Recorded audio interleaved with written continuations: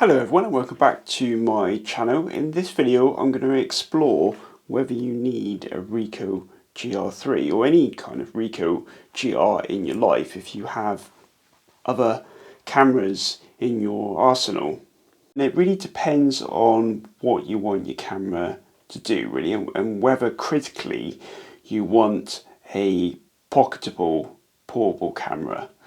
And I say that because I don't think there's much on the market that you can probably practically fit comfortably into a normal pocket. And I say the normal pocket, I reckon you could even get away with putting the Ricoh GR3 into your jeans pocket. Whereas if you try stuffing in like a small Fujifilm with a lens, I think that's going to be a bit of a squeeze. It might go into like an oversized jacket pocket, or if you're wearing walking trousers, but I don't think you'll be able to fit that comfortably into like a normal trouser pocket. And that is in essence what the Ricoh GR3 and the other GR cameras in the series offer.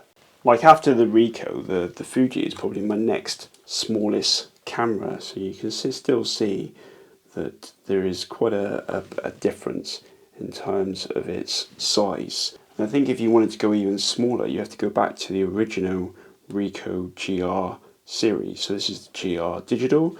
It's an 8 megapixel camera, and we'll be looking at that in this video as well. This one actually has a flash as well, whereas obviously in the GR3 they've dispensed with it to try and get the size of it, I'm guessing, a bit smaller and closer to the original GRD. Yeah, so it depends on how portable you want a camera to be and whether you want a camera that is arguably better quality than a modern phone with a camera and a much improved user experience when you're actually doing photography with a device. Yes, there's plenty of people out there that use a mobile phone quite successfully to do photography, but I'm just not one of those persons. I will use it in a snap, but I think if I'm practicing my hobby of photography, I prefer using a dedicated camera, and one which has a larger sensor. And certainly the Ricoh GR3 has an APS-C size sensor, whereas I think the Ricoh GR Digital that I've got is a bit smaller, but still bigger than a camera's size sensor. And I'm making this video as well because literally again I was really thinking on what gear I want to be using moving forward and whether I use the Ricoh GR series enough for it to stay in my collection. And up until probably a couple of days ago I was convinced that I was just going to take the hit on the GR3 and trade it in, and then when I put in my GRD actually into MPB, I was surprised that they would give me double what I originally paid for it. So I was sorely tempted until I actually went out and used these cameras to actually trade them in. Just going back to the original point of these cameras, I think for those times when you don't want to carry around a big camera, I don't want to take out my massive Fujifilm GFX, I think having a lighter carry that you don't need necessarily a camera bag for, you don't need it hanging around your neck or at your waist, I think the Ricoh GR does fulfill that particular need. And I don't particularly use it a great deal, but as I'll come on to, when I do use it, I'm always impressed by its performance and what opportunities it creates. It's my dog just coming on in. So I said that I was considering selling them, and I was thinking I could probably just get away with my Fujifilm X-E1. I could probably get a pancake lens for this camera or adapt it to some of my smaller manual focus lenses and just use that moving forward. But as I've already mentioned, it's extremely hard to fit that into a pocket that you would fit in the GR. So I would probably, especially over the summer, take a camera bag out in order to fit this in. And when I started looking at lenses for the Fujifilm, I know you can get some cheap pancake options now, but if you wanted proper decent quality like Fujifilm, you're talking quite a bit of money. So that got me thinking as to I might as well just hold on to my Ricoh GR3, which does the job arguably better than the Fujifilm X-E1, or any Fujifilm, I would argue. Save for perhaps maybe the M5 that they've released. That probably is the closest competitor to the Ricoh GR series. But I would argue that the GR camera has got some tricks up its sleeve, which makes it a better proposition than Fujifilm cameras. And I'm specifically here talking about its ability to use or set up and use its snap feature. So you can, on the later Ricohs like the GR3, you can vary the distance that starts to become in focus with the snap focus, or switch to snap infinity focus, so that the whole scene would be in focus. Whereas on my original GRD, you're limited to a snap distance of 2.5 meters or infinity. The idea of that snap function is you just, as long as your camera's set up for that, all you do is just quickly like turn it on, and when it's ready to use, you literally just full depress. You don't have to focus or anything, and then it'll capture the scene at that predetermined distance. So 2.5 meters will be in focus roughly, or if you select infinity obviously. And like I said on the GR3, you can customize that distance, and it's just quite good for street photography in that you don't really have to think or compose. You just concentrate on the scene that you want to capture and snap away. That to me is probably one of its best features over and above what Fujifilm offers. Yes, you can probably do something similar with zone focusing, but in my experience it's a lot harder to master than the snap focus, which arguably is the same thing, but in a more automated fashion. So whilst I was thinking about the downsides of just using the Fujifilm X-E1 moving forward, in the fact that it was going to be quite expensive to get a pancake lens, it wasn't going to be as pocketable as the Ricoh GR, I was still at that point undeterred from my idea of selling my Ricoh GR cameras to free up some cash. But I thought, and I even went as far as writing like a bit of an outline script for a video. And when I was looking at the script, I thought, oh, I needed some more comparison images really. Let's take out the Ricohs, take out the Fujifilm X-E1, and just get some more images to make the content a little bit more interesting. And it was at that point that the table started to turn, and I did a complete 180 U-turn in terms of the Ricoh's future in my collection, in the fact that I will be certainly holding on to them for the time being. So going out with them certainly helped remind me why I like to use them in the first place. Like I said, with the snap functionality and the fact that you can just put it in your pocket and turn it on, it's really quick, there you go, it's done. So I absolutely love and appreciate the design of the Ricoh GR series. The operation between the two cameras is very similar. Like you can see me handle it now, it's very easy to handle one-handed operation. You can still change the user modes with one hand, and yeah, I just feel that the whole menu system is quite intuitive. This one's obviously a little bit more complicated than the original GRD, but it's still, once you've set it up, you don't really need to delve in to the settings too much. Even though it has got a touchscreen, I don't tend to use the touchscreen aspects that much, and it's got this wheel around the dial here, and I don't tend to use that a great deal either. It's a bit superfluous for me.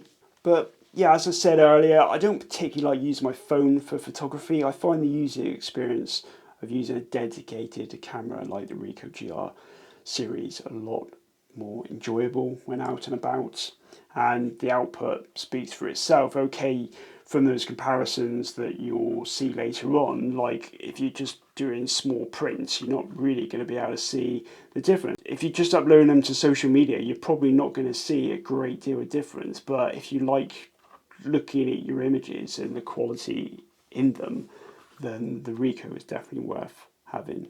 I certainly find that these cameras are a lot more freeing in the fact that, like I say, you don't have to take a bag to carry on with you. I find that they provide, or they generate, opportunities for photography that you wouldn't be looking for, or I certainly wouldn't be looking for when I'm carrying my other cameras. When you've got one of these in your hands and you're just walking around outside, I just find that I try to be a bit more creative. So, and as well, it does help with being a bit more discreet with street photography. Even though it still looks like a camera, I do feel that because it's so quick to operate and fire off an image, you can be a lot more discreet.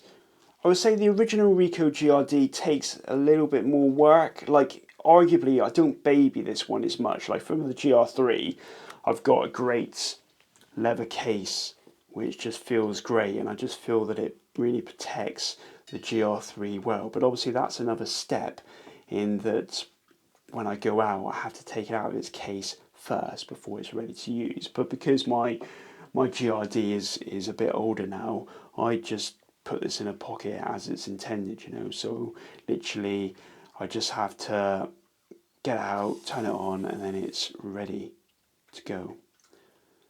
But as a result, that one's got a little bit of more dust in it. Probably my GR3 is a bit newer, so it hasn't got any dust. So I do feel a bit more protective of that camera. So it does add a little bit more time. But then obviously, if you're taking successive shots, it's already out for those. So it's swings and roundabouts, really.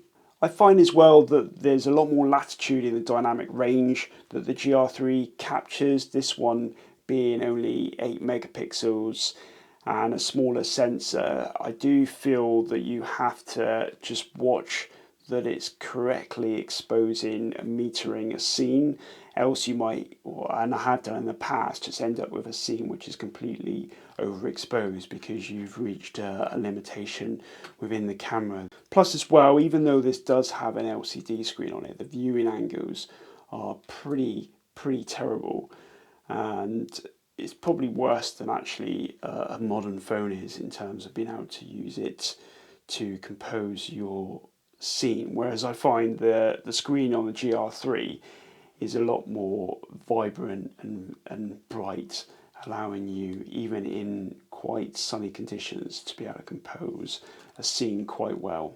Even though this one does, if you're familiar with the original Ricoh GR Digital, you'll know that this produces some amazing straight out of camera filmic looking black and white images. But I tend to shoot raw with this camera just because it does give me a little bit more latitude in post if I want to push the edit a little bit more. And I've come up with some settings in Lightroom that does get very close to that original straight out of camera JPEG. The downside of shooting raw on this camera is the fact that it takes about 9 seconds for it to write to the file, so you certainly can't be too quick to take your next shot when using this Ricoh GRD, and thankfully with the GR3 you don't have that limitation. You can quite happily fire away to your heart's content.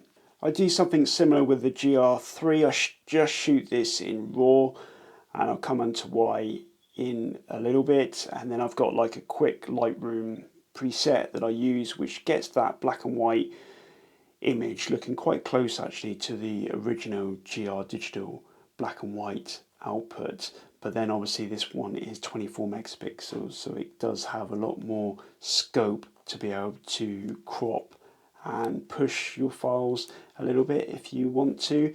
And I say only shooting raw. I don't particularly like any of the profiles on this camera in terms of its film simulation equivalents. I think the only one I do use, and I do tend to leave it on, is that positive film effect.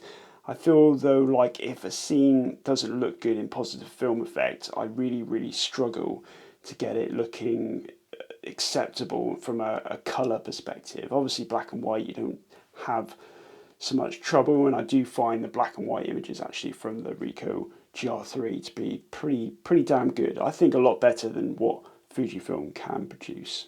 So why do I still own both of these cameras. Like this one, I've got to say, is probably better on virtually every level than the original GRD. It's got more megapixels, so you can crop more. Like I can crop into 50mm focal length on this one, and that's pretty much still equivalent to the 8 meg output of this camera at its 28mm focal length. And yeah, the screen's better. It's got IBIS, which makes it so good for keeping the ISO low to improve the image quality. It's quicker to turn on, it's easier to compose. So why on earth would you then just keep hold of the GRD? And to be honest, up until the last few days, I was quite tempted by MPB's offer of £220 for this camera until I started again using it and comparing the output to the GR3.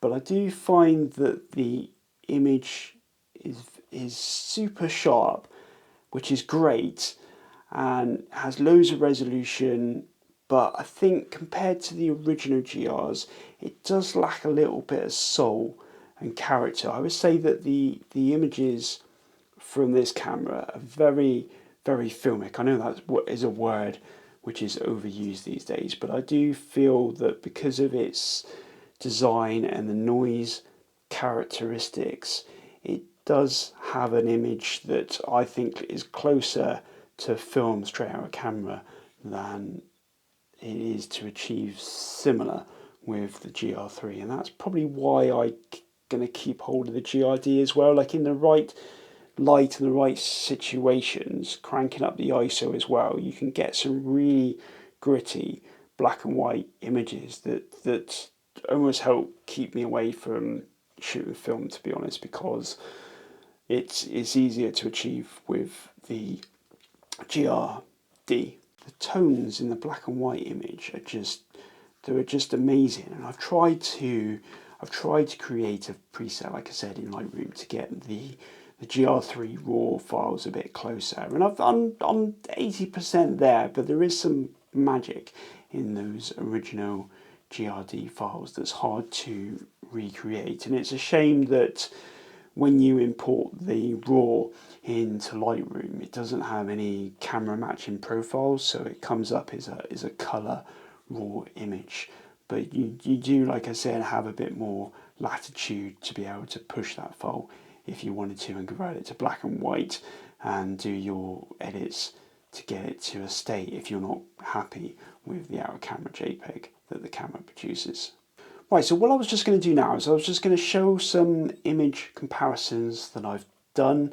I've amassed quite a few originally because I was going to do a comparison and a video in the future comparing the Ricoh GR3 to like an iPhone camera, just so that you can see whether it's worth it getting a dedicated camera over your mobile phone. But I think I'm just going to be combining that into this video now, so I've got some of those comparisons that I'm going to talk through, and it's not as clear cut as you would think, and it's certainly not as clear cut if you want to do some like mini prints with your iPhone or with the Ricoh GR, and I'll do some comparisons to those that I've done as well. And then literally over the last few days I've been taking the Ricoh GR3 out with the GRD to help me decide whether I wanted to sell them or keep them both or whatever, and yeah, and they're quite interesting as well, looking at like the straight out camera look as well as just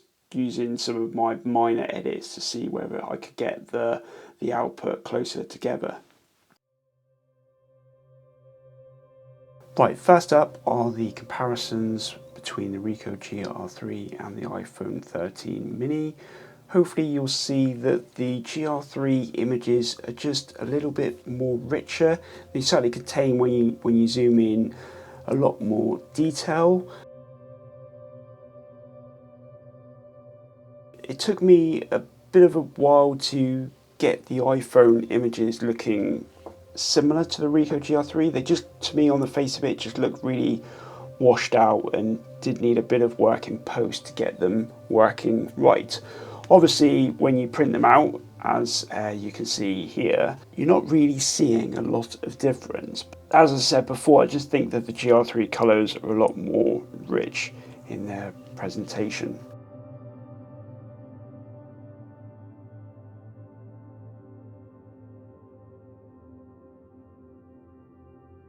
I did think that the iPhone did pretty good at this monochrome shot actually. There wasn't really too much to tell the two apart, and actually when you zoom in, the iPhone 13 mini does have quite a lot of detail there, and again when you print them out using like a mini printer, you're not really going to see much difference, but obviously if you print larger, then I think those differences will become more apparent.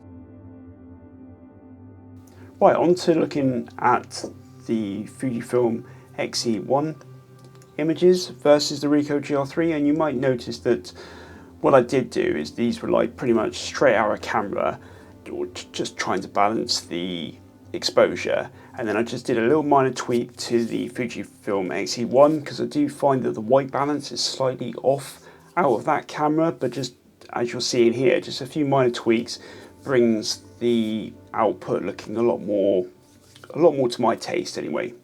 Obviously, to match the focal lengths, I was using the Ricoh GR3's crop functionality, so I punched into 35 or 50mm depending on the lens I was using on the Fujifilm X-E1. Obviously that has an impact on resolution with the GR3. The 35mm drops to 16 meg, and then the 50mm drops to about 9 meg, I believe, whereas obviously that's the benefit of having like an interchangeable camera, because even though the Fuji X-E1's only got 16 meg, that's regardless of what lens you put on. So to achieve the same crop is what I'm saying, you would still have 16 megapixels with the Fujifilm X-E1, so a lot more resolution to work with. Right, now on to the interesting comparison. This was between my Ricoh GR Digital Mk1, which is the 8 meg sensor on your right, and then with the Ricoh GR3 on the left. Again, like I said at the start, all I've done here was just try to balance the exposures, because the GR3 has a tendency to underexpose, whereas I find the GR Digital has a tendency to overexpose. That's why it's a lot more difficult, I find, getting the images right out of the GR Digital, whereas with the GR3 there's so much more dynamic range, and the fact that I feel that it does a great job at protecting the highlights, it's a lot easier to use the GR3.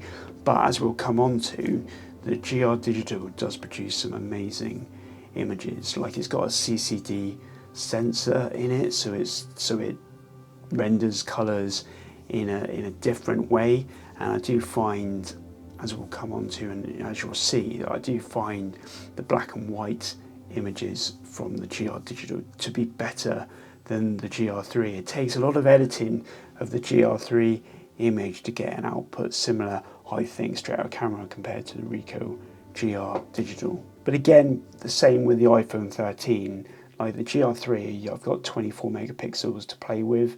There's a lot more detail in the images, as you can see when I'm zooming in.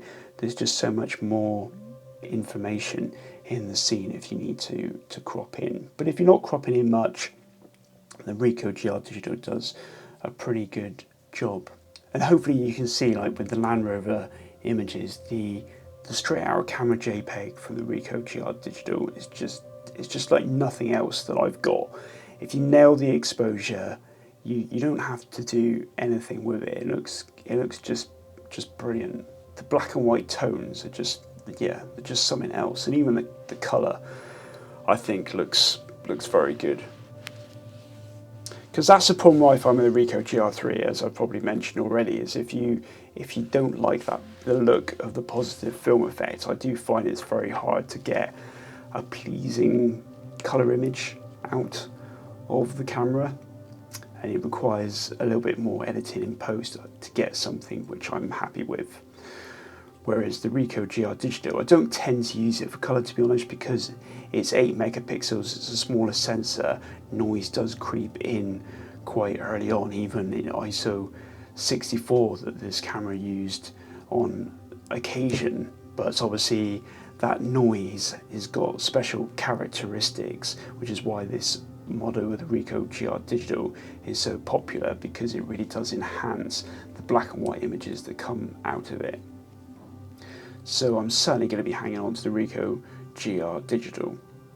This image of the door is a case and example of the tones that the Ricoh GR Digital seems to muster, certainly in the black and white space, like the left-hand GR3 image is straight out of the camera, and likewise the Ricoh GR Digital image on the right is straight out of the camera, and I found it really hard to try and match the tonality. Obviously when you zoom in, the GR3 just blows away the GR Digital in terms of the detail that it resolves, but just from a look perspective, when you're not doing that pixel peeping, the Ricoh GR Digital black and white images are hard to beat. And just looking at this scene, I did a few prints just to compare the output of the GR3 and the GR Digital. So you got the GR3 raw edit just to bring up the exposure, likewise with a GRD raw edit, and then the final image on the right that I'll pan to is the straight out camera JPEG image from the Ricoh GR Digital. It's just amazing.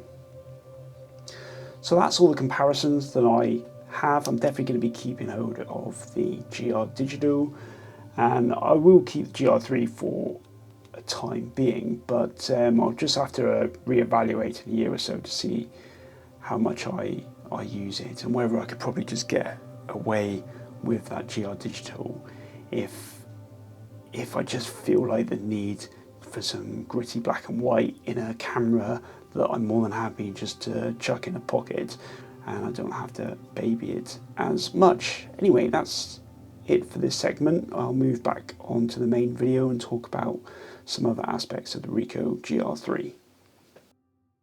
It's a nice camera, but it's not an everyday camera, if that makes sense. I know the trend at the moment is for EDCs, everyday cameras, but I don't see the Ricoh is that. Like I said, it's more for those times when I want to unburden myself and not take something big or heavy, or if I'm going away on a short trip and I want to take a camera that's better than my iPhone or my phone camera, and yeah, the Ricoh GR fits that bill.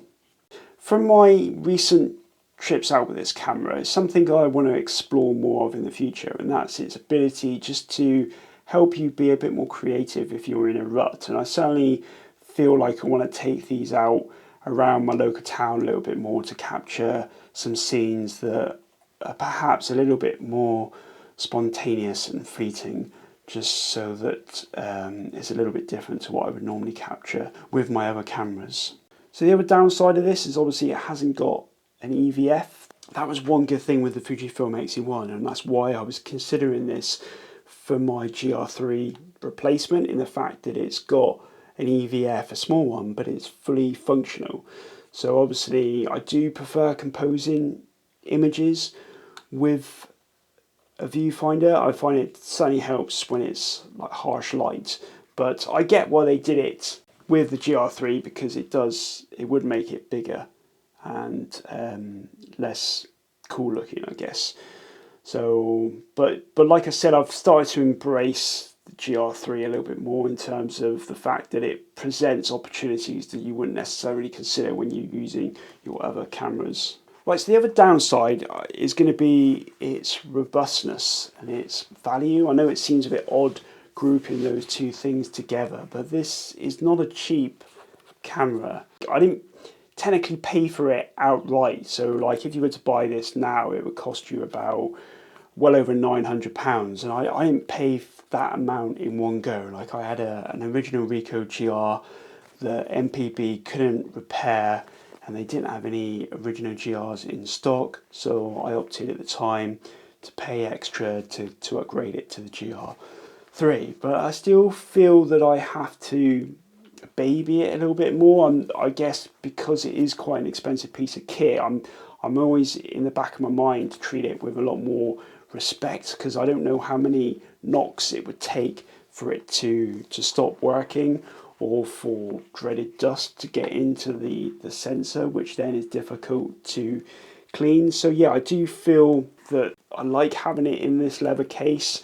It is a great leather case, to be honest. I got it for a great price and it fits so well. So I'm kind of happy at the moment for that extra step in my workflow, just so that I can be assured that it is a bit better protected for the time being. Whereas obviously with the GRD, I tend to throw that one around a lot more because it's cost like a fifth of the price. So just moving on to the things I'm indifferent about really. I know I mentioned dust, and that's why I went for the Ricoh GR3 Diary Edition, because it's one of their newer releases, so there was a chance that it wouldn't be quite as affected by dust, and from what I could see, it hasn't got any dust on the sensor, which is great, and why I'm so keen to kind of keep it in its case and look after it a little bit for that longevity of life in my collection. Video quality, they've all been able to do video. Even the Ricoh GRD has got a video mode, which I attempted to use the other day, but it's not even worth putting in this video, to be honest. I think it's like 320 by 240 resolution. I might just put up this for fun, but this was just like, I was just walking back home the other day, and I found the video mode while I was playing around, and yeah, I kind of wish I could use that button for something else, because it's certainly something I'm never going to use for video. And likewise, I'm never really going to use the video mode on the GR3 either, because even though it's got IBIS, so the footage is slightly stabilized, I didn't really feel that it was much better quality compared to the Ricoh GR that I had briefly last year. So yeah, I'll just put up this footage now so you can see how bad it is. But like I said, it's not something that I use a lot of or intend to use a lot of with this camera. I've got like my Canon R8 if I want to shoot some video. So I think that's about as much as I wanted to cover in this video. Obviously I'm going to be keeping these cameras because they do deliver what I want them to deliver when I use them. Yes, I probably could use them a little bit more, and I think on the back of my recent walkabouts with these cameras, I'm definitely going to be trying to take them out a little bit more frequently. Yeah, I just need to experiment a little bit more with these cameras out and about. Yeah, I think that's about it. What I'll do now is I'll just put up some of my favourite images that I've captured with the Ricoh GR3. Like I said, or I might not have said, I've owned this one now for about 7 months. So as always, thanks for watching. Bye for now.